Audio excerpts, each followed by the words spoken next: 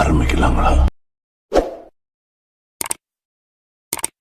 நடிகர் பாசில் ஜோசப் நடிச்சிருக்க அதிரடி படத்தோட கேரக்டர் போஸ்டர படக்குழு ரிலீஸ் பண்ணிருக்காங்க. இந்த படத்தை இயக்குனர் அருண் அனிருதன் டைரக்ட் பண்ணிருக்காரு. இந்த படத்துல நடிகர் பாசில் ஜோசப் சாம்குட்டி அப்படிங்கிற கேரக்டர்ல நடிக்கிறதா படக்குழு சொல்லிருக்காங்க. இந்த படம் 2026 வருஷம் ஓணத்துக்கு ரிலீஸ் ஆக போகுது.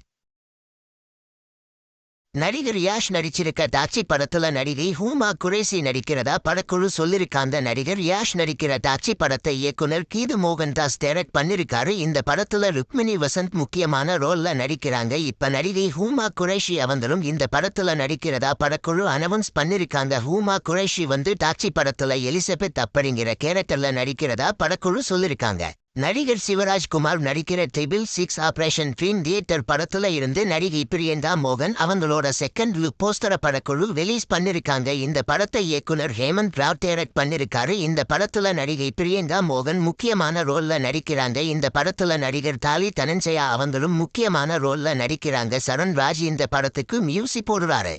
நடிகர் சல்மான் கான் நடிச்சிருக்க பெட்டில் ஆஃப் கல்வான் படத்தோட டீசர் ரிலீஸ் ஆகிருக்கு. இந்த படத்தை இயக்குனர் அபூர்வு லஹியா டைரக்ட் பண்ணிருக்காரு. பாடிகார் படத்துக்கு மியூசிக் போட்ட ஹிமேஷ் விஷம்யா மியூசிக் போட்டிருக்காரு. சிட்ரண்டா சிங் இந்த படத்துல முக்கியமான ரோல்ல நடிச்சிருக்காங்க. இந்த படம் 2026 வருஷம் ரிலீஸ் ஆக போகுது.